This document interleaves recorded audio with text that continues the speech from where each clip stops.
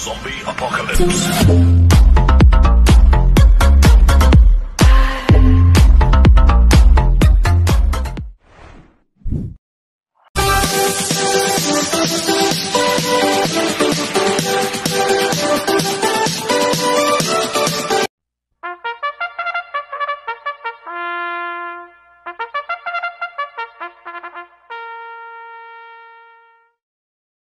Magandang araw po mga bayang karerista. Ngayon po ay araw ng Biyernes, March 1, 2024. Karera po ng Metro Turf, Malbar, Batangas. Meron po tayong siyam na karera sa araw na ito. Nandito lang po yung lingkod, Drunken Master Wangbu, aka Eloa Tubudoy, para magbigay ng giya at analysis sa inyo mga bayang karerista. Mga bayang karerista, start po ng karera natin ay 4:30 PM. At ngayon po yung unang araw po sa karera po ng buwan ng Marso. Kaya swertein po sana tayo at magsitama.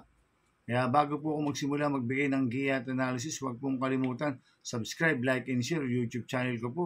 At syempre, huwag din pong kalimutan i-click i-notification bell ko para updated po kayo sa mga bagong videos ko. Kaya mag-start na po ako sa pagbibigay ng giya at analysis. Race 1, first winner table, cover race 1 to 7. May 7 kabayong tatakbo. 3-year-old and above, maiden race, distance 1,200 meters. First choice ko po dito, number 2, Sting, na sa JD Pabilik. Last run po nito, February 18. Pang-anim po siya sa maiden stakes race, kila Astig at Matilda. Medyo magagaling lang po nakakalaban ni Sting last run. Ngayon, tingin ko, malaki panalo ngayon nito, kaya siya pong first choice ko. Second choice ko po, number 4, Doña Leoncia, na sasakyan ni RM De Los Santos. Last run po nito, February 17, segundo kay Summer Rule. Kaya malaki po panalo sa akin ito, kaya siya po second choice ko. Kaya ang first choice ko po, number 2, Sting. Second choice, number 4, Doña Leoncia. Sa race 2 po tayo, first pick 5, cover races 2 to 6. May 6 na kabayong tatakbo, rating basis M class 5, 6 to 10 split. Distance 1,200 meters. First choice ko po dito, yung bumaba po ng rating basis system, number 6, Calle Loreto, na St. Charles Reyes. Mababa na sa laban to, si Calle Loreto. Bigyan lang po ng importansya ng connection to. Malaki panalo sa akin ito. Kaya siya po first choice ko.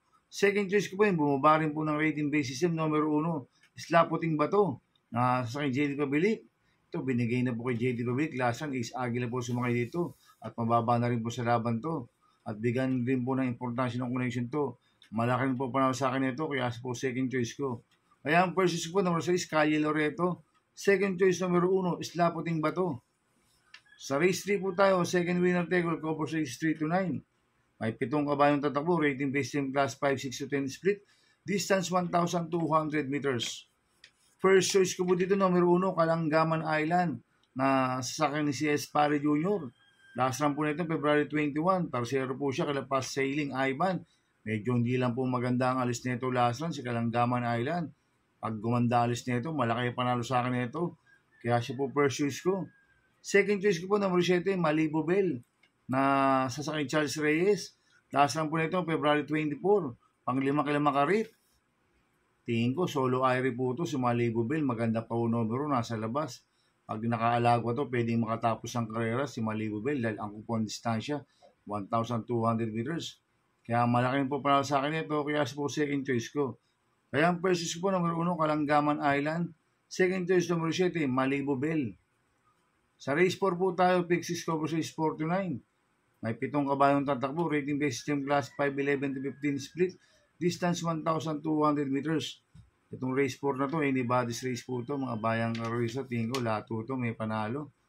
Pero ang first choice ko po dito, number 7, red, white, and blue, na sasakyan ni JR De Ocampo. Ito, ang kupang distansya kanya, 1,200 meters. Tingin ko, siya po magdadala ng unahan dito.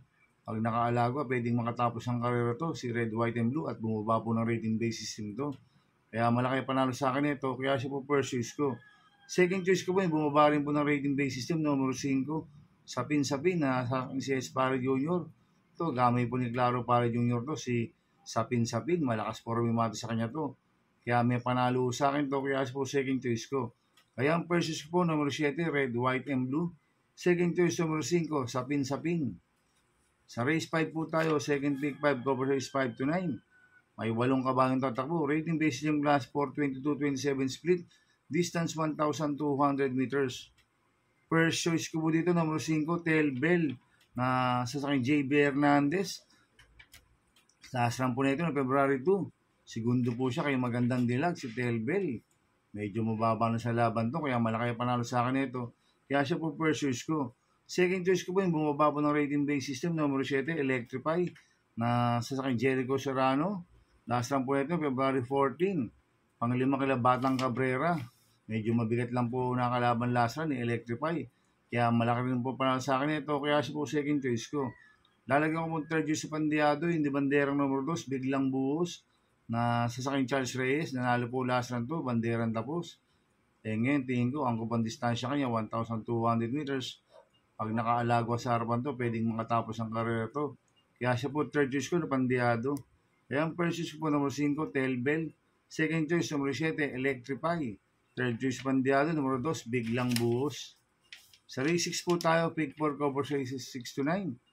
May 8 kabayong tatakbo, rating based stream class 5, 6 to 10 split. Distance 1,200 meters. First choice ko po dito, hindi banderang numero 8, Mr. Manileñal na sasakyan JD Pabilik. Tingin ko siya po magdadala ng unahan dito, si Mr. Manileñal, kahit nandiyan po si Twinkle Toes. Binigay pa po kay JD Pabilik. Ang kupang distansya, 1,200 meters. Kaya malaki panalo sa akin ito. Kaya siya po first choice ko. Second choice ko po, number 6, Top Posay na sasakyan AB Serious.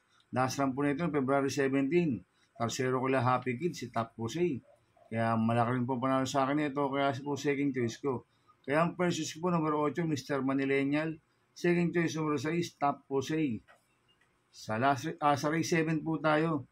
May 10 kabayong tatakbo. Rating based yung class 5-5 split. Distance 1,400 meters. First choice ko po dito yung nag-iisang imported. Number 5, Happy Maggie na sa JD Sarate. Last run po nito, February 23. Segundo po siya, Queen Margot. Inabot lang po siya. Itong si Happy Maggie, medyo magaling po sa gabi ito. Kaya malaki panalo sa akin ito. Kaya siya po first choice ko. Second choice ko po yung number 8, yung Justifiable na sasakyan ni Pabs Caballero. Last run po nito, February 13. Segundo kay Munich. Tingin ko siya po magdadala ng unahan dito, si Justifiable. Matibay ho sa harapan to. Kaya sa akin, tingin ko, malaking po panalo sa akin ito. Kaya siya po second choice ko. Kaya ang first choice po, number 5, Happy Maggie. Second choice, number 8, Justifiable. Sa penultimate race number 8 na po tayo, mga bayang karista. May 10 kabayong tatakbo. Rating based team class 4, 16, 21 split. Distance 1,400 meters. First choice ko po dito, number 1, Sundance. Na sasakyan Jan Alvin Guse. Itong si Sundance, dami ni Jan Alvin Guse ito. Lagi lang hindi binibigyan ng importansya ng connection to. Pag binigyan po ng importansya ng connection to, malaki panalo sa akin ito, si Sundance. Kaya siya po first choice ko. Second choice ko po, number 7, Chocolate Thunder, na sasakyan po ni CB Ardonia. Ito, bigyan rin po ng importansya ng connection to. Malaki rin po panalo sa akin ito. Kaya siya po second choice ko. At lalagyan ko mong third choice sa Pandiado, hindi bandera number 10, Real Equity, na sasakyan ni Mart Alvarez. Nanalo po lasa niya, si Real Equity, banderang tapos. Ang nagpanalo po dyan, JD Flores. Ngayon, Mart Alvarez po sasakay dito. Pag nakaalagwa to, pwedeng makatapos ng karera. Kaya siya po third choice ko na Pandiado. Kaya ang first choice ko po, number 1, Sundance. Second choice, number 7, Chocolate Thunder. Third choice sa Pandiado, number 10, Real Equity. Sa last race po tayo sa race 9. May 10 kabayong tatakbo. Rating based team class 5-5 split. Distance 1,400 meters. First choice ko po dito, hindi rin mapping number 6, Sunny Rider, na sasakyan mo yung JB Hernandez. Last run po niya ni February 16, panglima kala Quincy. Cambio inete, binigyan na po kay JB Hernandez. Last run, si Edwin ko na po sumay dito, kaya malaki panalo sa akin ito. Kaya siya po first choice ko. Second choice ko po, number 2, Charmin Lock, na sasakyan Jerome Storke. Ito, bigyan lang po ng importansya ng connection to. May panalo to si Charmin Lock. Kaya siya po second choice ko. Kaya ang first choice ko po, number 6, Sunny Rider. Second choice, number 2, Charmin Lock. Good luck and happy racing, mga bayang karisa. Inuulit ko, ito gabay ko lang at analysis ko. Pero pagdating sa tayan, kayo pa din masusunod. Sana iswertein po tayo ngayon at magsitama. Kaya good luck po sa ating lahat, mga bayang karisa. Shoutout muna ako, mga bayang karisa. Happy racing po kay Boss Manuel Chua. Kay Boss Jack Ompok, happy racing. Kay Boss A.R. Bueno, happy racing. Kaya mga bayang karista, please subscribe my YouTube channel at Tubudoy 2.0. Sana lagi niyo pong panoorin yung ads ko, huwag niyo pong skip. Kaya maraming salamat po sa inyo and God bless.